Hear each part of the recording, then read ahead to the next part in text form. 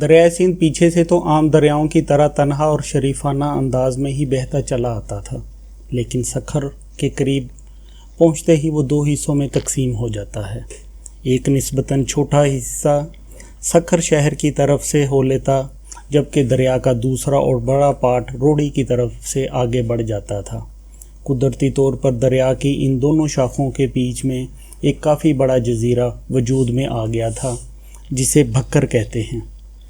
یہ ایک پتھریلا سا جزیرہ ہے جس کے ایک طرف تو سکھر ہے اور دوسری طرف روڑی، تاہم اس پر کافی آبادی بھی مقیم ہے اور کچھ سرکاری دفاتر، گھر اور مختلف نوعیت کی عمارتیں بنی ہوئی ہیں۔ روڑی اور سکھر کے بیچ پل بنانے کے لیے یہ جگہ موزوں ترین سمجھی گئی۔ انجینئر حضرات نے اس جزیرے سے بھرپور فائدہ اٹھایا اور سوچا کہ سکھر سے بھکر تک پل کا ایک حصہ اور پھر بھکر سے روڑی تک دوسرا حصہ تعمیر کیا جائے۔ دوسرے لفظوں میں ان کو پل کے بڑے حصے کے مضبوط ستون زمین میں گاڑنے کے لیے ایک پائیدار بنیاد مل گئی تھی۔ سکھر سے بھکر کے بیچ دریا کا بہاؤ پرسکون ہے اور یہ زیادہ چوڑا بھی نہیں ہے۔ یہ آگے جا کر بھکر جزیرے کے اوپر سے ہوتا ہوا ایک بار پھر مرکزی دریا کے ساتھ مل جاتا ہے۔ یہاں پانی کے نیچے کی تہہ بھی پتھریلی ہے، لہٰذا اس پر تو پل کا بھاری بوجھ اٹھانے کے لیے روایتی ستون بنائے جا سکتے تھے، لیکن دوسرے حصے یعنی بھکر اور روڑی کے بیچ پل بنانا ایک بڑا ہی پیچیدہ سا مسئلہ تھا۔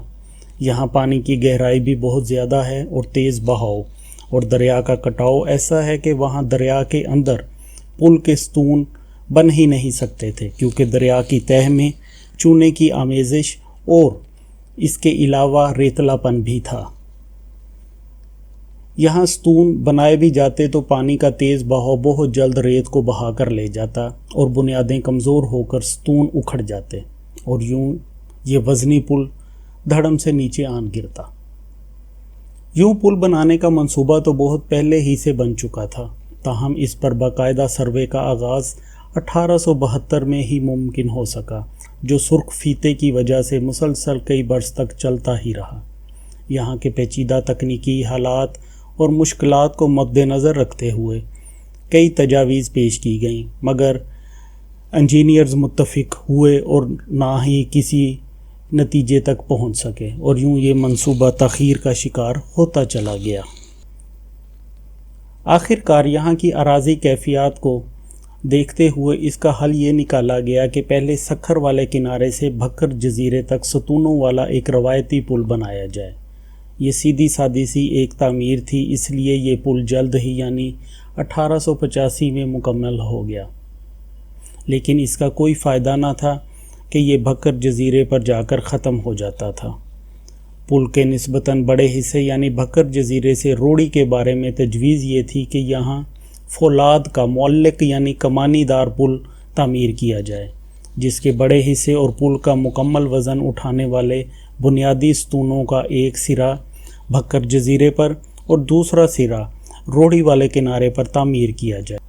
غرض بنیادوں کی تعمیر کا کام شروع ہوا، جہاں سے بھاری بھرکم فولادی گارڈروں سے بنے ہوئے حصے کو اوپر اٹھا کر لے جانا تھا اور ایک مقررہ بلندی سے فولادی گارڈروں کو نیچے لٹکا کر مضبوط کمانی دار گارڈروں کے بڑے ستونوں کے ساتھ کس دیا جانا تھا۔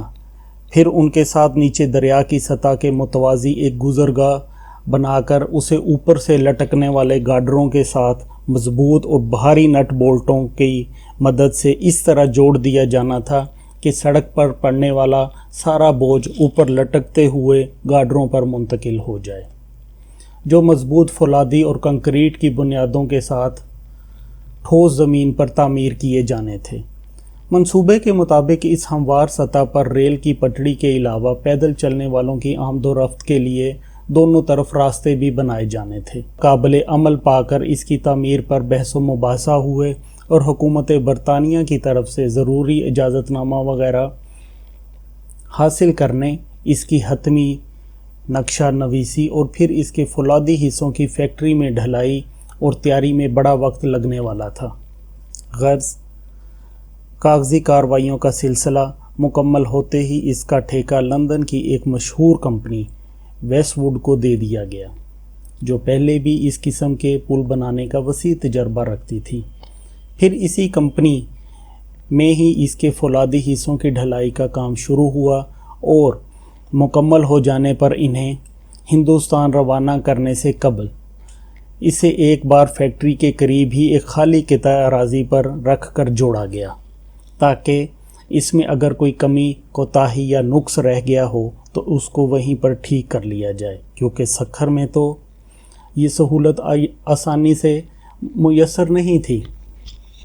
لندن کے لوگوں کے لیے زمین پر رکھا ہوا یہ مکمل پل جو 3300 ٹن وزنی، 170 فٹ لمبا اور 800 فٹ طویل تھا، ایک عجوبہ ہی تھا۔ لوگ جوگ در جوگ اس کو دیکھنے کے لیے وہاں آتے رہے۔